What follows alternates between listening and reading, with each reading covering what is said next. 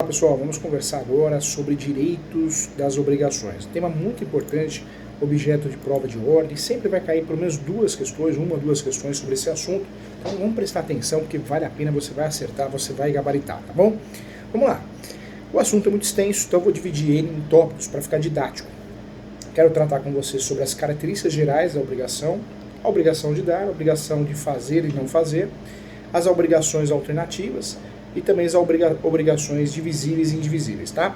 Dessa forma vai ficar muito mais didático de você entender e vai ficar bem legal e você vai gabaritar, caindo em qualquer questão de direitos e obrigações, você vai acertar com muita facilidade, tá bom?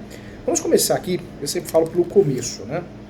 Vamos definir aqui, dentro dessas características dos direitos das obrigações, eu quero trazer para você as características gerais das obrigações, tá? Podemos definir, sim, obrigação como vínculo jurídico transitório entre credor e devedor. Então, guarde aí, vamos lá. Professor, quais são as características gerais dos direitos das obrigações? Da obrigação, né, de qualquer obrigação. De forma muito simples, obrigação é o vínculo transitório entre o credor e devedor, ou seja, o direito de se exigir o cumprimento. Assim podemos dizer algumas características que podem cair na prova da OAB. Então, direitos das obrigações tem a ver com o quê? Dinheiro, money, dinheiro, né? Patrimonialidade. Tem a ver com dinheiro, tá? Patrimonialidade, bens ou dinheiro. Transitória ou transitoriedade, porque nasce para ser extinta com cumprimento, então transitoriedade. A próxima característica é a pessoalidade, a sujeição, a relação entre as pessoas. Tem que existir. E mais uma característica marcante dos direitos e obrigações é a prestacionalidade, ou seja, a obrigação exatamente de dar, fazer ou não fazer, tá? Então, se a prova da OAB perguntar, ela vai trazer um exemplo, vai trazer um problema e vai perguntar quais são as características dos direitos das obrigações. Você sabe que é transitório, é um vínculo transitório entre devedor e credor. É transitório, porque a obrigação nasceu para ser cumprida. Nós temos a patrimonialidade, bens ou dinheiro, transitoriedade, porque nasceu para ser extinta, pessoalidade, que é a sujeição em relação às partes, a prestacionalidade, que é a obrigação de dar, fazer ou não fazer, tá bem? Além disso, gente, é importante conhecer também para a prova da OAB os elementos constitutivos da obrigação. Eu tenho a obrigação subjetiva, que são os sujeitos, credor, que é o sujeito ativo, e o devedor, que é o sujeito passivo. Tem ainda a obrigação objetiva, que é o material, a conduta humana, a prestação imediata, e o bem, que é o objeto imediato. Não podemos esquecer também imaterial abstrato, que é o vínculo jurídico. Tá? Então nós temos aqui as características principais: patrimonialidade, transitoriedade, pessoalidade, prestacionalidade, ok? E aí os elementos constitutivos da obrigação: elemento subjetivo, credor e devedor; elemento objetivo, conduta humana, e também o elemento imaterial, que é o vínculo jurídico, tá bom? Simples, né? Fácil. Vamos compreender então as obrigações uma por uma. A obrigação de dar, a obrigação de dar consiste na entrega de determinada coisa a alguém, podendo ser caracterizada assim pela tradição, móvel ou imóvel, que é o registro. O Código Civil subdivide em duas: dar coisa certa e dar coisa incerta. Dar coisa certa podemos ver no artigo 233, os bens acessórios, que seguem inclusive o principal.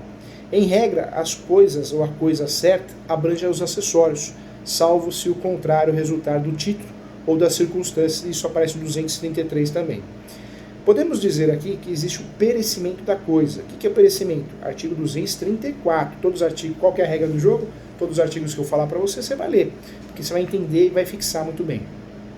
O perecimento pode ser por culpa do devedor, que resolve a obrigação para ambas as partes, e pode ser culpa do devedor, que responderá pelo perecimento mais perdas e danos. É o que aparece no artigo 234, tá? Quando nós estudamos direito das obrigações, nós temos que lembrar também da deteriorização da coisa. E vai do artigo 235 até o 236, artigo obrigatório para leitura.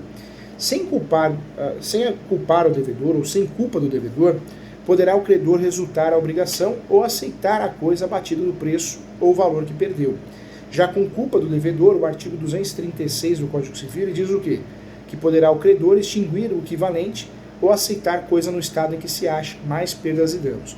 existe ainda a perda da coisa restituível, que aí aparece no artigo 238 e 239 do Código Civil. Duas situações importantes. Sem culpa do devedor, 238, resolve a obrigação, o credor sofrerá a perda, e com culpa do devedor, que é o 239 do Código Civil, artigo 239.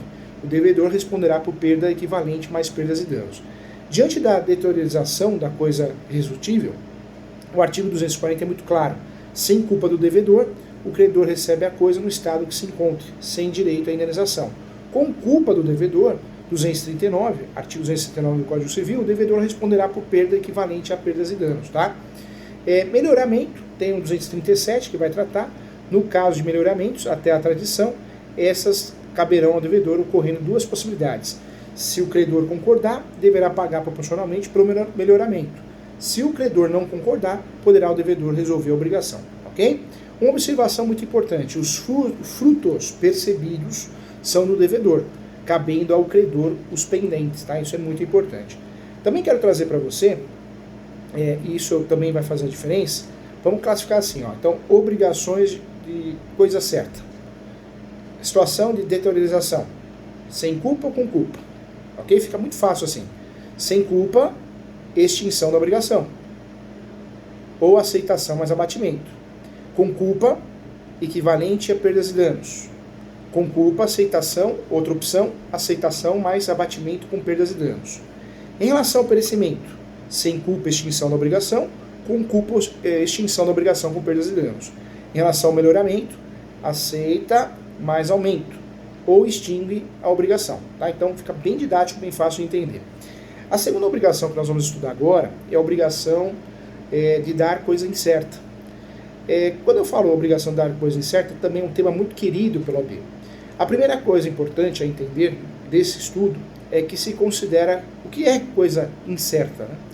E coisa incerta se considera algo que indique ao menos um gênero ou quantidade. Então pode ser incerto, mas tem que indicar o que é: café, batata, laranja, pelo menos o gênero e a quantidade. Tá? Isso aparece no artigo 243, sem indicar, portanto, a qualidade, mas indica o gênero e a quantidade. Eu trago o exemplo aqui: o cachorro, o gato, o cavalo. Quantidade: 3, 2, 1. Qualidade: a raça. Que raça que é? Tá? Então isso, o gênero e a quantidade tem que ter. Então nós temos que tratar desse assunto sempre com essas duas informações. Tá? A escolha do objeto, em regra, pertence ao devedor, salvo o contrato. Eu quero trazer para você, entretanto, aqui, que o devedor não poderá dar a coisa pior, nem será obrigado a prestar a melhoria da coisa, ou a melhor. Tá?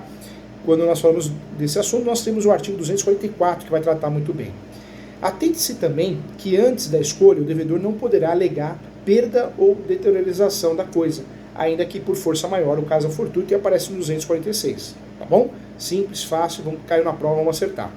Em relação às obrigações de fazer, a obrigação de fazer, ela consiste em um serviço ou uma execução de tarefa por parte do devedor, no cumprimento, e deve avaliar sim se houver ou não culpa do devedor. Assim, nós temos duas possibilidades: o descumprimento sem culpa do devedor, artigo 248, resolve a obrigação, e o descumprimento com culpa do devedor.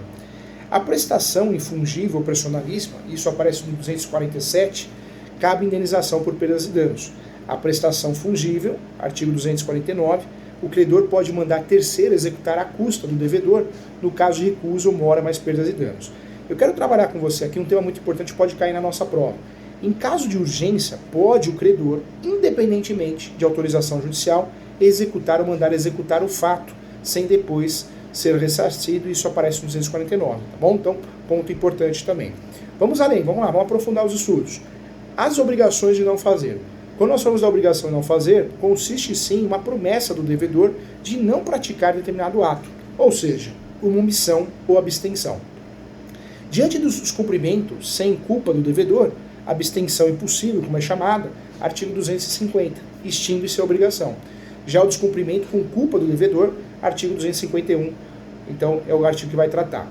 Se impossível, o fazimento, reparação do prejuízo mais perdas e danos. Se possível, desfazimento, mais perdas e danos, tá? Então, importante, reparação só do prejuízo, que seriam os danos materiais. Em caso de urgência, poderá o credor desfazer também, ou mandar desfazer independentemente de autorização judicial, sem prejuízo do ressarcimento devido. Isso aparece lá no artigo 251 do Código Civil.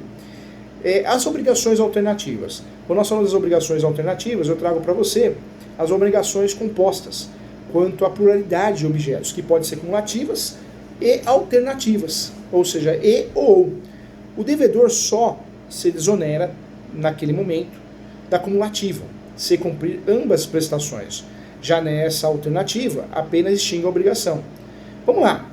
A escolha do objeto do devedor, se outra não se estipulou, isso fica muito claro no 252. Entretanto, eu quero trazer para você que o devedor não pode obrigar o credor a receber parte em uma prestação em parte de outra. Isso aparece no 252, anota aí também. Observação importante para a prova. Quando a obrigação for de prestações periódicas, a faculdade de opção poderá ser exercida em cada período, conforme o artigo 252, tá? E outro detalhe, a discordância no caso de pluralidade de optantes, o juiz que vai decidir isso, juiz do Poder Judiciário, artigo 252. Em relação ao perecimento, as obrigações alternativas, quando houver perecimento de uma ou ambas obrigações, deve avaliar quem era a escolha, na época a escolha. A escolha do devedor, perecimento das duas prestações, independentemente da culpa do devedor, artigo 253, que vai subsistir de fato ou subsistirá o débito quando há outro, tá? No perecimento de ambas as prestações, 254. Sem culpa do devedor, resolve a obrigação. Com culpa do devedor, como em regra, o valor do último que possibilitou mais perdas e danos, tá? De fato, a escolha do devedor, quando nós falamos aqui, o perecimento de uma ou duas prestações, sem culpa do devedor, substituirá o débito quanto à outra parte. Com culpa do devedor, cabe o 255, que o credor terá direito a exigir a prestação subsistente ou o valor da outra mais perdas e danos. No perecimento de ambas as prestações, sem culpa do devedor, resolve a obrigação também, 256. Com culpa do devedor, 254, artigo do Código Civil, o valor do último, né, que impossibilitou mais perdas e danos. Então fica bem claro isso. E existe ainda dentro desse estudo as obrigações divisíveis e indivisíveis. Quanto à divisibilidade do objeto, podemos dizer sim que as obrigações divisíveis, exemplo dinheiro, ou obrigações divisíveis, exemplo cavalo, gado, né, são obrigações relevantes para a prova da OAB. E aí eu quero trazer para você que a obrigação divisível é aquela que possui, de fato, cumprimento fracionado, né? Havendo mais de um devedor ou mais de um credor, será possível dividir as obrigações em tantas obrigações quanto os credores e devedores. Tá? Isso aparece no 257. Já na obrigação indivisível, deve ser cumprida em sua totalidade. Assim, a obrigação poderá ser indivisível, 258, por natureza, por motivo de ordem econômica ou dada a razão determinante do negócio jurídico. Havendo a pluralidade de devedores, cada um será obrigado pela dívida toda. Isso aparece no artigo 259. Entretanto, uma exceção, o devedor terá direito à ação de regresso contra os outros co-obrigados, né? Vamos chamar de co-obrigados, que é o tema que a banca gosta de usar. Artigo 259. Havendo pluralidade de credores, poderá, sim, cada um destes exigir a dívida inteira, mas o devedor ou os devedores se obrigarão pagando a outros ou dando esta caução de retificação dos outros credores. Isso aparece no artigo 260. Observação importante, atenção aqui. Se um dos credores remitir a dívida ou ocorrer a transação, um acordo, né, a novação, compensação ou fusão, confusão, mas o termo correto é confusão, né? A obrigação não ficará extinta para os outros. E esse fato, eles só poderão exigir descontando, sim, a cota do credor remitente. Né? Isso fica muito claro no 262. Quando nós falamos da qualidade do bem divisível, né? Ou seja, a perda da qualidade do bem divisível, é importante lembrar, sim, que se o objeto, de fato, perecer por culpa do devedor, a obrigação perde a qualidade de indivisível. Então perde a qualidade do indivisível, uma vez que a obrigação será resolvida por perdas e danos. Isso aparece no 263. Por culpa de todos os devedores, 263 é o que vai ser aplicado, responderão todas as partes iguais. Por culpa de um devedor, 263, parágrafo 2º, responderá apenas este por perdas e danos, tá bom? Então, bem tranquilo, era matéria mais enxuta e uma matéria interessante para a gente acertar e gabaritar. Dá para gabaritar sim? Então, vamos seguir esse volume que vai dar certo, tá bom? Muito obrigado e até a próxima aula.